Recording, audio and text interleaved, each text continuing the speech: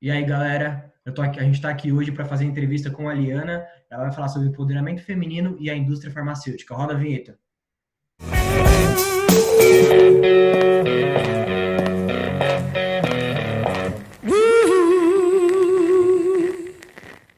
E aí, gente, tudo bem? A gente está aqui com a Liana, tá? Trabalha no Grupo Polar, que é referência no fornecimento de soluções para transporte de medicamentos farmacêuticos, como embalagem, diversas soluções que ela vai explicar para a gente nesse vídeo, tá bom? Liana, muito obrigado por estar aqui. A gente agradece muito a sua presença, tá? E eu queria que você começasse aí se apresentando, falando do seu desenvolvimento como pessoa dentro da empresa, o que é o Grupo Polar, a empresa que você trabalha, tá bom? A palavra está com você. Muito obrigado de novo por estar aqui com a gente. Gente, para mim é um prazer estar aqui com vocês. Eu que agradeço o convite, fico muito feliz em apoiar trabalhos, principalmente no início, né? Vocês estão começando um trabalho muito legal, agora muito bacana de levar conhecimento, essa troca, esse compartilhamento do Bruno para poder participar. Meu nome é Liana Montemor, eu sou farmacêutica, eu tenho pós-graduação em cosmetologia e, na verdade, só uso isso para comprar shampoo, porque eu nunca trabalhei no ramo da cosmetologia. E eu trabalho no Grupo Polar há 15 anos, né? Fiz 15 anos de empresa esse ano. A Polar é uma empresa de aproximadamente 20 anos, então eu estou aqui desde quando a gente começou entrando no mercado farmacêutico. A Polar é uma empresa focada em soluções para transporte de medicamentos e produtos, para diagnósticos, vacinas que tenham temperatura controlada, né? E quando a gente fala em temperatura controlada, a gente fala tanto em produtos que necessitam manter de 2 a 8 graus, como produtos que precisam ser mantidos entre 15 a 25, 15 a 30, os congelados. Então, a gente está falando de tanto das vacinas, das insulinas e agora com a pandemia, os kits para diagnóstico da Covid-19.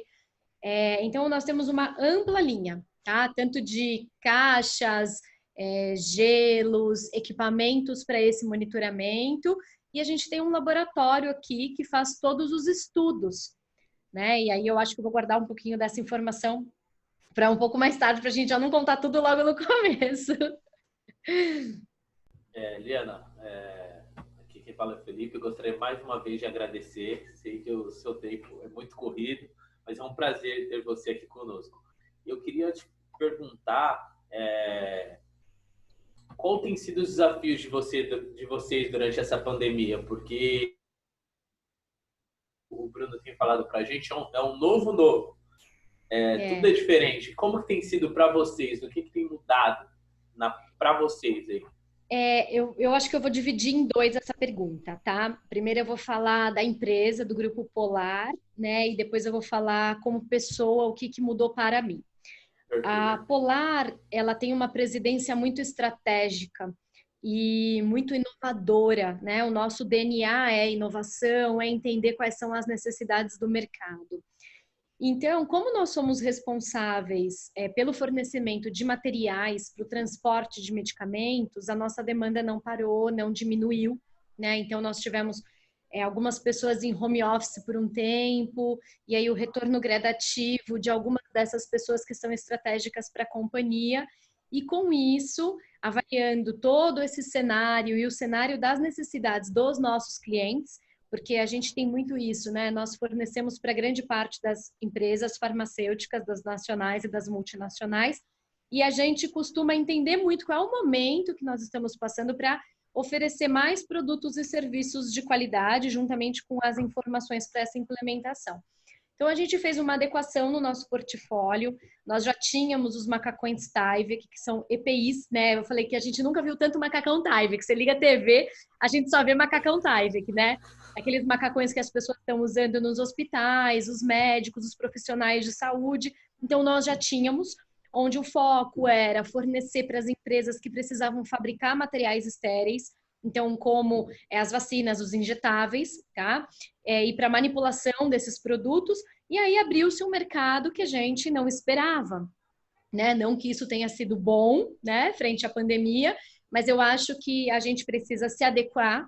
A resiliência é muito importante nesse momento e adequar mediante a necessidade gera frutos, obviamente. Então, a gente teve uma explosão de vendas de EPIs para diversas empresas e instituições e entidades diferentes. Nós estamos agora com máscaras, que nós também não tínhamos no nosso portfólio, e a gente percebeu que, além de uma oportunidade de negócio, era uma necessidade da comunidade como um todo, né? Todas as empresas e as pessoas, hoje em dia, precisam usar, então essa também foi uma grande oportunidade para a gente.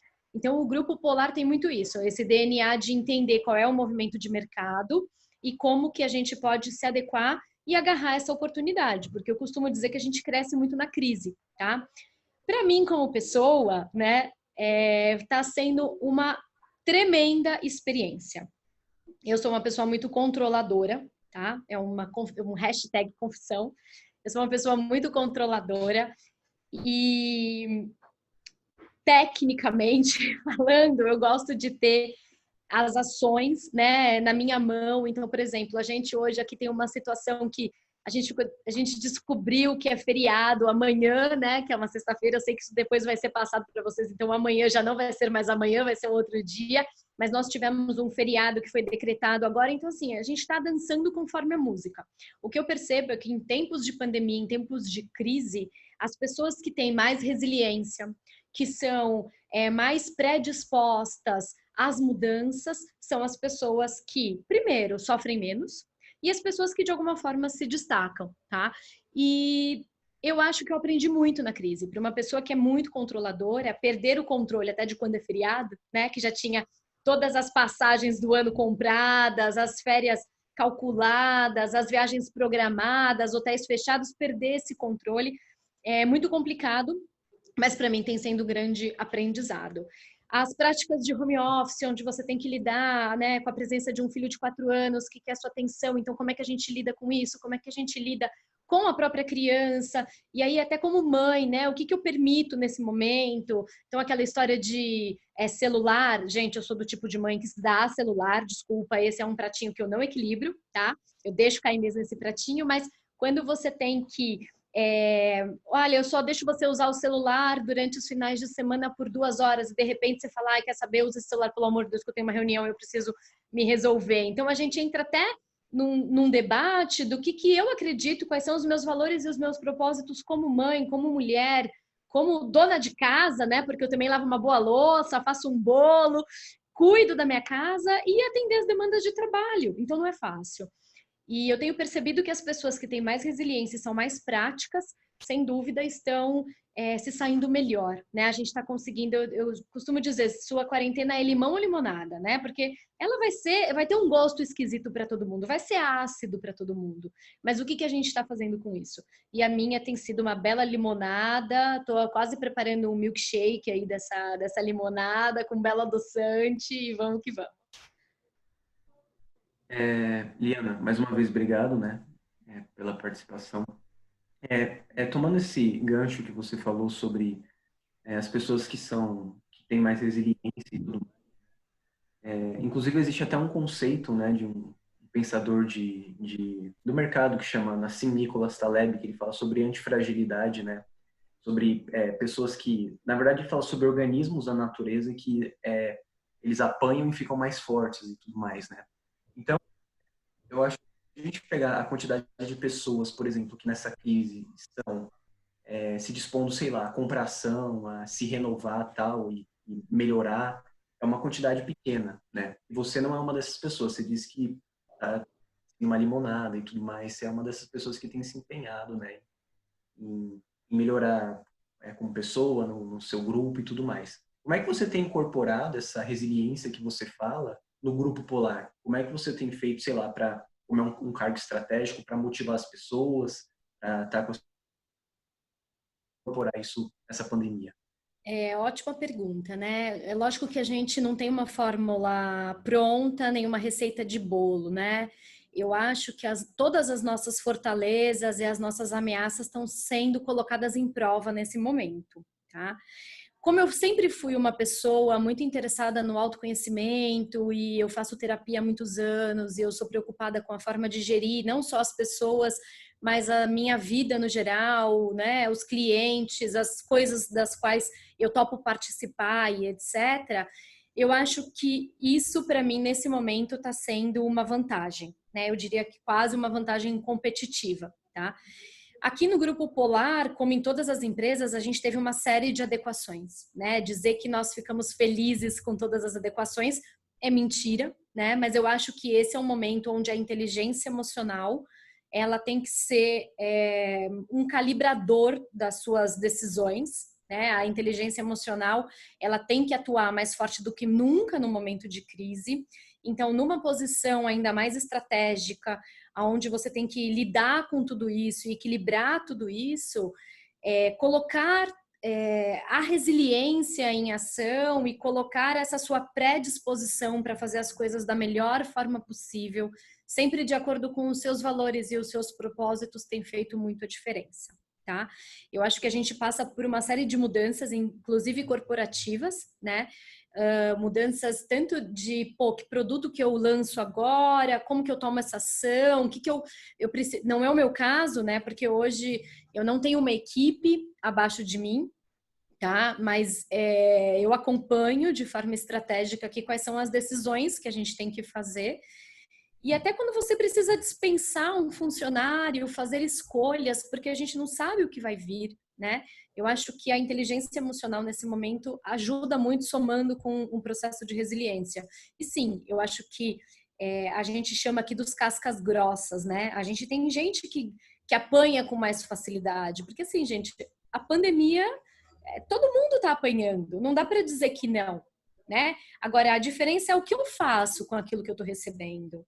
Então, eu acho sim que a gente tem pessoas, e eu me incorporo a uma dessas pessoas, né, que são mais cascas grossas para se adaptar a um novo cenário, que toma porrada e levanta mais fácil, e essa é uma vantagem para o desempenho geral dentro da corporação ou na sua vida pessoal. Bacana. Ô, Liana, nós pesquisamos que vocês têm um centro de pesquisa e desenvolvimento, né? Eu queria que você me contasse um pouco mais como que funciona essa parte, como que funciona o centro de pesquisa. Quando eu entrei aqui no Grupo Polar, eu entrei como gerente do laboratório Valida, tá? Então, o Valida, ele é um laboratório que faz todos os estudos de qualificação.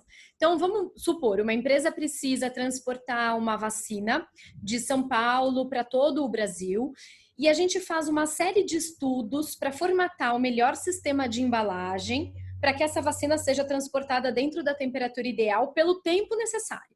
Então, a gente tem um Brasil, um país tropical de dimensões continentais, onde a gente não tem estações do ano definidas, e a gente precisa garantir que de norte a sul, de leste a oeste, a gente tenha a temperatura desse medicamento, por exemplo, entre 2 e 8 graus. Então, o que o laboratório faz?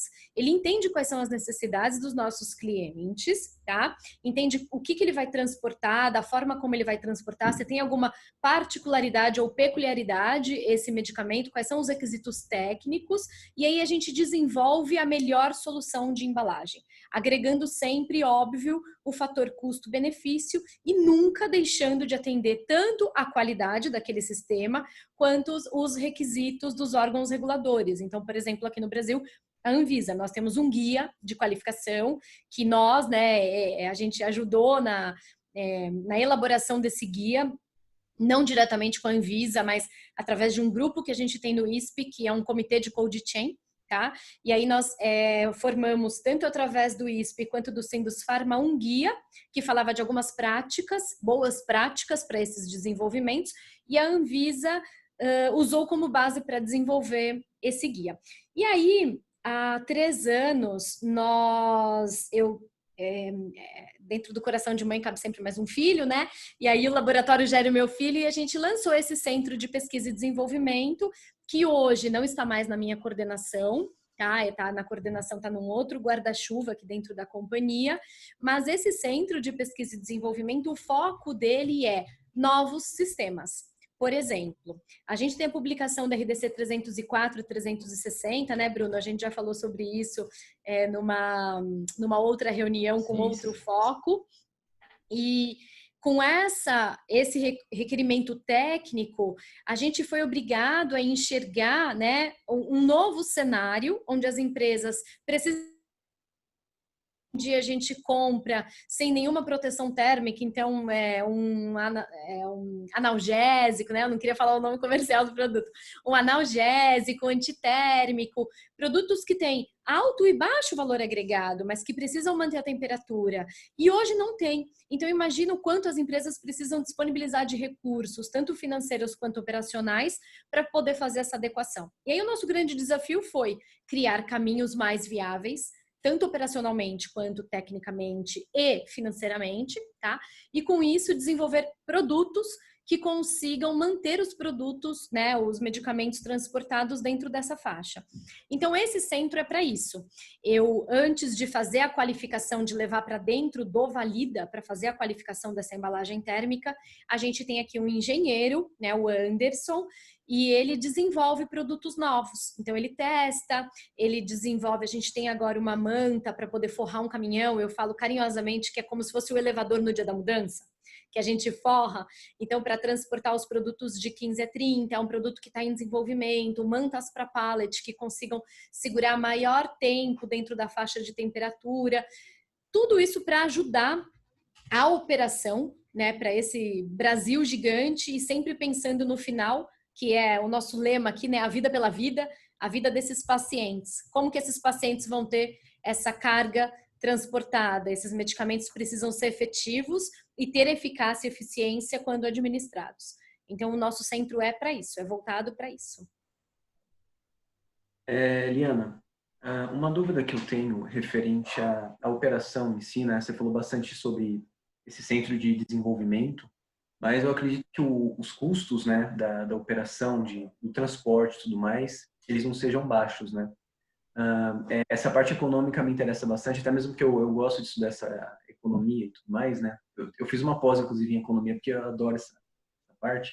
Eu queria saber, não a questão política nem nada, até porque não é o nosso foco, mas os maiores custos que vocês têm na operação de vocês, eles são custos realmente referentes a gastos que você tem com transporte e tudo mais, ou existe um custo grande com burocracias que vocês precisam pagar e tudo mais, com normas que vocês precisam cumprir, com, sabe, sei lá, talvez com pedágio, sabe, com vários tipos de burocracias diferentes. Né? Onde se encaixa o maior custo de vocês?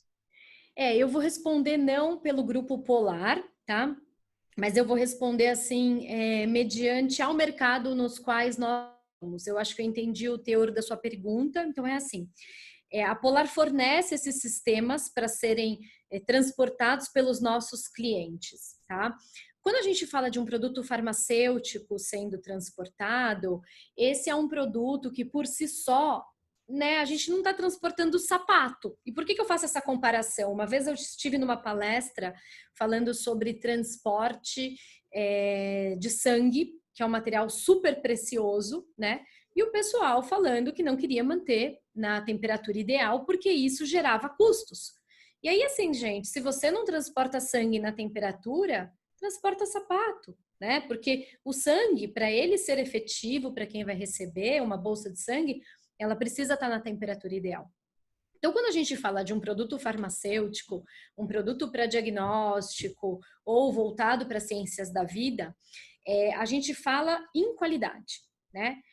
E para a indústria farmacêutica, existem uma série de normas e de procedimentos que devem ser seguidos, que podem ser vistos de dois lados. O primeiro ponto eu posso considerar isso um custo, e não deixa de ser, porque para tudo existe uma implementação, tá? E para fazer o sistema gerar, você precisa ter isso acontecendo, né?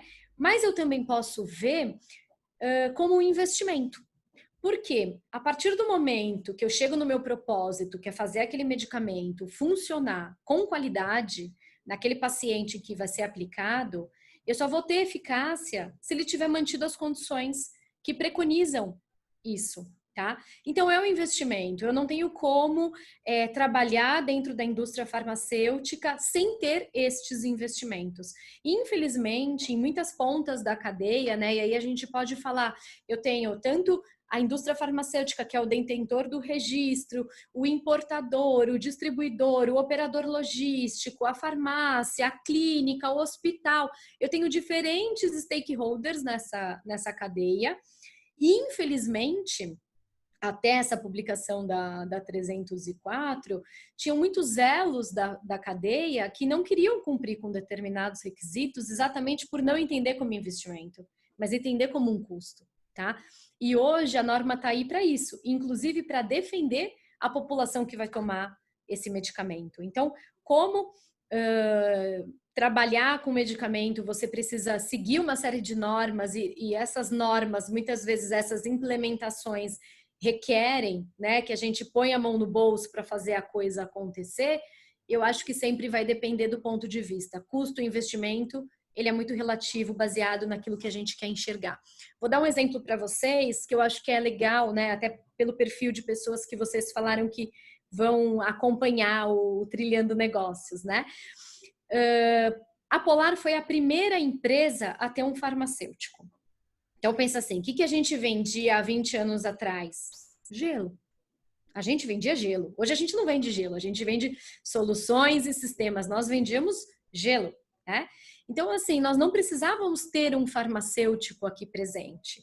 E qual que foi a sacada da nossa presidência? E aí, cara, eu falo assim, eu tiro meu chapéu por terem pensado dessa forma, né? E o nosso presidente aqui é um cara extremamente visionário. E isso eu acho que é um ponto muito importante para o sucesso até hoje do Grupo Polar. Ele falou, se eu vou falar a língua da indústria farmacêutica, eu quero ter um farmacêutico. E aí vim eu. E nunca mais fui embora, né? E quando eu cheguei aqui, eu não entendia nada de como qualificar uma caixa, eu não sabia o que era isso. Então, para mim, foi muito aprendizado. A indústria farmacêutica corroborou muito para fomentar as necessidades, né, dos seus processos de qualidade, desenvolvendo.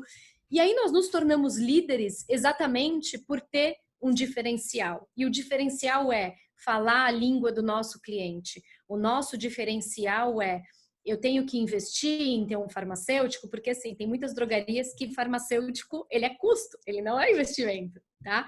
Então eu tenho que investir em ter um farmacêutico? Sim. Mas o que eu vou ganhar com isso, né? Então, eu tenho uma pessoa técnica conversando com uma pessoa técnica do outro lado e que vantagem eu tiro disso no que tange a qualidade de manter o processo.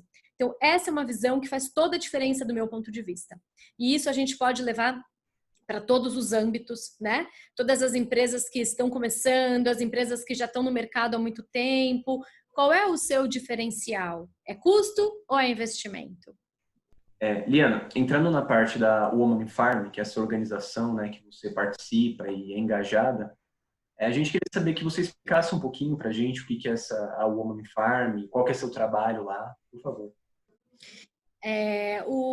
O IP é um comitê que está dentro da ISP, né? E a ISP é uma organização sem fins lucrativos, focada para a troca de conhecimentos nas ciências da vida. Então, farmacêuticos, engenheiros e por aí vai. Tá? Então, o nosso objetivo nós temos vários comitês e nós trocarmos informações, promovermos webinars, treinamentos nas empresas, treinamentos da própria ISP, tá? Que não sejam in company. E dentro da ISP, nós temos 2 comitês, onde eu coordeno, junto com o Ricardo Miranda, o comitê de Cold Chain, que é um comitê há mais de 10 anos que nós temos, de cunho extremamente técnico, pautado nas boas práticas, que dizem respeito à Cold Chain. Nós temos um evento, pelo menos uma vez no ano, que é o Cold Chain Day aqui em São Paulo. A gente tem muita gente das indústrias farmacêuticas, vigilância sanitária, e o objetivo é uma troca mesmo de conhecimento e falar daquilo que precisa ser feito com relação às normas, etc., no transporte de medicamentos com temperatura controlada. E o IP, que é o nosso novo filho, eu sou coordenadora desse comitê, junto com a Lisa Pala, E esse comitê, apesar do nome, né, Women in Pharma, ele não é um comitê focado apenas para as mulheres. Os homens são muito bem-vindos. Fica o convite, hein, pessoal? E dentro desse comitê, a gente tem tanto uma vertente técnica. O nosso próximo webinar vai ser sobre pesquisa clínica, né? Então a gente fala muito sobre os testes pré-diagnósticos, os medicamentos que estão sendo produzidos, e esses medicamentos precisam passar por uma fase que é a pesquisa clínica. Então, esse próximo webinar que a gente vai fazer vai ser um webinar focado nisso, né? Muito legal. E o nosso último webinar foi com a neurocoaching, a Patrícia Gomes, e nós falamos muito sobre a neurociência. Como que a neurociência atua hoje, né? Como é que o nosso cérebro atua durante a pandemia e como que a gente consegue superar essa crise utilizando exatamente os nossos recursos, né, do nosso cérebro pautados na neurociência durante a crise, no pós-crise, qual que é o futuro desse trabalho? Então aí foi mais para uma parte de gestão, né, técnico, porque a gente está falando de neurociência, mas mais para uma parte de gestão, de vida pessoal e de carreira. E o objetivo desse comitê é isso, é termos as mulheres reunidas na presença dos homens. Como disse um cliente para mim esses dias, ele falou: Liana, nós somos parte do problema, nós temos que ser parte da solução. Eu falei, é isso aí. Então os homens são muito bem-vindos também por este motivo, né? É um comitê muito novo que a gente tem muito orgulho de estar conduzindo. Liana, eu gostaria de fazer uma pergunta. No ramo farmacêutico, existem muitas mulheres nesse seu ramo? Como que é? Se existe. Para você ter ideia, na faculdade, eu acho que a gente podia contar, sei lá, 20 mulheres para um homem. Mas existe. Existe muita mulher, sim. Mulheres que estão em cargos de liderança, né? A gente vê dentro da indústria farmacêutica muitas mulheres que estão em cargo de liderança. Mulheres que entram nos trabalhos mais básicos, né, até a alta diretoria. Liana, uma outra pergunta, né, sobre voltando só um pouquinho sobre o processo, né, porque eu acho que faz sentido falar sobre isso, né? Assim, você consegue falar para a gente quais a maior parte do segmento dos seus clientes, eles são de farmácias mesmo ou de distribuidoras, sabe? Porque vocês fazem a solução, né, para que haja o transporte dos medicamentos, mas o segmento a maioria são farmácias mesmo? A gente atua na cadeia como um todo. Então, quando a gente pensa, vamos pensar na cadeia do medicamento, né? Eu tenho o detentor do registro, a indústria farmacêutica. Esse medicamento pode ir para um operador logístico, e aí ele pode ir para uma distribuidora, que vai para uma clínica ou para um hospital. A gente hoje atua, até para uma drogaria, a gente atua de ponta a ponta, tá? Nós somos líderes nessa solução, como fornecedores de solução. Nós temos uma grande parte do mercado e a nossa atuação é na cadeia como um todo, desde a indústria farmacêutica até uma pequena farmácia que tem um cuidado diferenciado no recebimento das suas embalagens térmicas, né, no transporte dos seus medicamentos. Para vocês terem uma ideia da abrangência disso, existem muitas indústrias farmacêuticas que enviam, dentro de um programa de uso de um determinado medicamento, bolsas térmicas para que os pacientes transportem os seus produtos de forma adequada. Então, tinha muita gente que ligava aqui na Polar e falava, olha, uma senhorinha ligava aqui e falava, eu preciso viajar, eu preciso ficar 8 horas dentro do avião, como é que eu faço? E isso era uma demanda tão grande do consumidor final preocupado em como transportar o medicamento, que nós criamos o Polar Store. O Polar Store é um canal de venda online, né? Como a gente fala aqui, B2B, B2C. E aí a gente vende tanto para o consumidor final, quanto para algumas empresas que preferem comprar através desse canal.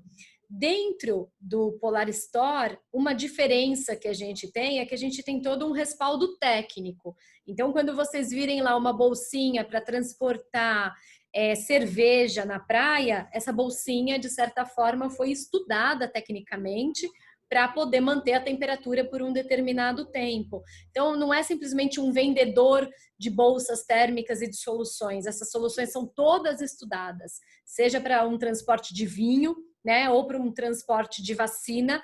Isso foi pautado em dados técnicos, esse desenvolvimento. Então, hoje a gente atua até o consumidor final, tá? Não deixem de seguir, hein? No Instagram, @PolarStore. Combinado? Liana, já encaminhando para o final, tá muito bom a entrevista, mas já meio que encaminhando para o final, eu gostaria de saber como que é para você estar à frente dessa companhia há tanto tempo, uma companhia com uma história dessa, uma importância dessa na sociedade. Como que é para você estar à frente de tudo isso? Eu acho que eu não estou à frente, mas eu estou do lado de muita gente boa que tem aqui dentro, né? E eu tenho muito orgulho. Quem trabalha comigo há algum tempo, quem me acompanha, né? Os clientes, os parceiros, as pessoas que estão aqui, sabem que eu tenho muito vontade, para não dizer outra coisa, né? De fazer o que eu faço. Eu gosto muito de trabalhar aqui no Grupo Polar. E eu tenho muito orgulho porque quando eu entrei aqui, nós éramos muito poucos, nós éramos sem tanta expressividade no mercado, e aí dá um orgulho tremendo você saber que você é parte do sucesso de uma empresa como o Grupo Polar. Então, desde o começo, ajudando na implementação de tudo, no começo, lógico, a gente era muito menos segmentado, né? Então, nós éramos em poucos, onde fazíamos tudo. Eu lembro que eu tenho aqui comigo o Felipe, que é de marketing. Hoje a gente tem todo um arsenal para montar uma live, uma entrevista. A gente tem banner, a gente tem microfone, legal. A gente tem uma luz aqui. E lá atrás legal, a gente não tinha nada disso. Então, a gente sentava numa mesa de reunião, junto com o dono da empresa e falava: vamos criar frases para o nosso marketing. E aí nós fazíamos isso juntos. Não que hoje a gente não faça, né, Fê? Mas de uma forma muito mais segmentada, porque hoje tudo cresceu, né? O movimento, a quantidade de trabalho. Então, a gente tem departamentos específicos para isso, mas eu só defino como um orgulho gigante fazer parte disso tudo, né? O Grupo Polar me ajudou muito até nas minhas superações como pessoa e nas minhas aquisições profissionais mesmo, de conhecimento. O Grupo Polar sempre fomentou muito essa sede de conhecimento, essa sede de fazer a diferença. Então, eu digo que foi a fome com a vontade de comer, né? Ou como os farmacêuticos vão me entender das aulas de farmacologia clínica que a gente tinha, era o sistema chave-fechadura, né? Alguém com muita vontade de fazer e o outro querendo ter alguém com vontade. Então, eu sou muito grata ao Grupo Polar. Liana, uma última pergunta que eu tenho aqui, aí depois o Bruno vai falar com você, né, sobre encerrar e tudo mais. Quando você começou no Grupo Polar, você disse que era foi a primeira farmacêutica, né, que foi contratada. Você era uma farmacêutica mesmo. Hoje em dia você ocupa um cargo estratégico, tal, uma gestora de certa forma, né? Como a gente quer bastante focar nessa área de empreendedorismo e melhorar, quais foram os pontos principais pelos quais você passou, que te fizeram, né, chegar onde você está hoje e mudar de ser apenas uma farmacêutica, não desmerecendo, mas assim, de melhorar toda a sua carreira e se tornar a profissional que você é hoje? Quais foram as escolhas que você tomou que foi crucial para que isso acontecesse? Eu tenho uma frase que eu uso muito e sempre usei muito para todas as pessoas que a gente agregou na equipe dentro do laboratório, né? Para a gente ter essa equipe formada, como a gente era a única empresa no Brasil que fazia esse tipo de estudo, e hoje, acho até que a gente continua sendo, né, Fê? Tem uns aventureiros por aí, mas de fato o Grupo Polar é quem tem a maior competência para, né, os louros para se tornar referência para isso. Então, a gente contratava muita gente crua tecnicamente, porque as pessoas não aprendem isso na faculdade, como qualificar uma embalagem, as pessoas não aprendem isso em empregos prévios. Então, a gente vinha com muita gente crua. E eu costumava dizer para todo mundo que eu contratava, é o seguinte, vamos imaginar que isso daqui é um teatro. Você pode sentar na plateia e ficar vendo a coisa acontecer, ou você pode subir no palco. Eu sempre escolhi subir no palco. Então, eu acho que isso é uma coisa que fez diferença, né? E aí, dando só uma pitadinha de vida pessoal aqui, eu tive muito nova síndrome do pânico. Então, imagina que eu não entrava em avião. Eu já tinha viajado, óbvio e tal, mas quando eu desenvolvi a síndrome do pânico, eu parei de viajar de avião. E um dos meus primeiros desafios aqui foi: vamos a Belo Horizonte. E aí, cara, eu comprei um livro, Como Perder o Medo de Avião. Porque para mim não tinha opção. Eu fico com meu medo de avião e não vou. Não existia essa opção. Era, eu tenho que ir para Belo Horizonte, eu vou para Belo Horizonte, né? E eu vou para Belo Horizonte de avião. Então aí, eu acho que isso é uma coisa que me ajudou a traçar uma carreira de uma forma diferenciada. E diferenciado não significa diferenciada pela minha estrutura, não é nada disso, mas uma carreira diferenciada no que tange aos frutos que eu colho disso, até o reconhecimento do mercado, né? O empoderamento técnico, digamos assim, a forma como eu sempre fui atrás, curiosidade para conseguir chegar onde eu cheguei. Então, isso é uma coisa que me norteia demais. Você tem a opção de ficar de braços cruzados, esperando a coisa acontecer, a pandemia acabar e etc. Ou você pode transformar as coisas e fazer sempre da melhor forma, com vontade, porque também não adianta fazer sem vontade. Então, acho que a minha receita foi essa. É muito legal. Ô, Liana, eu tava ouvindo aqui vocês falarem, né? É muito legal ver que o Grupo Polar, ele não faz essa distinção, né? O importante é ter um colaborador, uma pessoa que está junto, que quer se desenvolver conhecimento, quer estudar e quer ir para cima. E eu acho isso muito legal, eu tava vendo você falar. E o fato de você ser uma mulher não mudou em nada, né? Só o fato de você ser uma boa profissional é isso que fez diferença, né? Tipo, não é porque você é mulher que vai ter algum benefício ou vai ter desvantagem. E não é, né, Bruno? E não é. Porque como mulher, como mãe até de uma criança pequena, eu tive que vencer muitas barreiras, tá? Porque eu tenho um gestor que é o dono da empresa, que eu tenho muito apoio dele, e eu acho que essa é uma das razões de eu nunca pensar em ter procurado uma outra, né, uma outra atuação, uma outra empresa. Então eu conto muito com esse apoio dele. Ele foi uma pessoa que sempre me apoiou, né? Ele estava lá segurando a minha mão quando eu precisei pegar o avião para ir para Belo Horizonte. Legal. Mas dentro da companhia, a gente sabe que a gente tem diferentes perfis, né? Então, para mim, me garantir na posição, né? Eu tenho que demonstrar competência e eu tenho que demonstrar até outras coisas. Então, assim, eu já ouvi, poxa, mas isso daqui é melhor não para você, porque você é mãe, você tem um filho pequeno. Tudo bem que eu tenho um filho pequeno. A hora que eu entro aqui, meu filho pode ter 4, 5, 10 ou 20 anos, eu vou fazer o meu trabalho. E aquilo que eu fizer, que eu estiver disposta a fazer, eu vou fazer bem feito, né? Então, sim, eu tive que vencer muitas barreiras por conta disso. Eu lembro uma vez que, assim que eu entrei aqui, e que, pô, o Grupo Polar agora tem uma farmacêutica e tal, e tinha um concorrente no mercado que ele falou assim... É a primeira vez que eu falo isso gravando, hein, pessoal? Mas ele falou assim: a Polar contratou uma farmacêutica bonitinha. Cara, eu fiquei muito brava, porque eu falei: não, né? Eu não sou uma farmacêutica bonitinha, eu tenho competência técnica.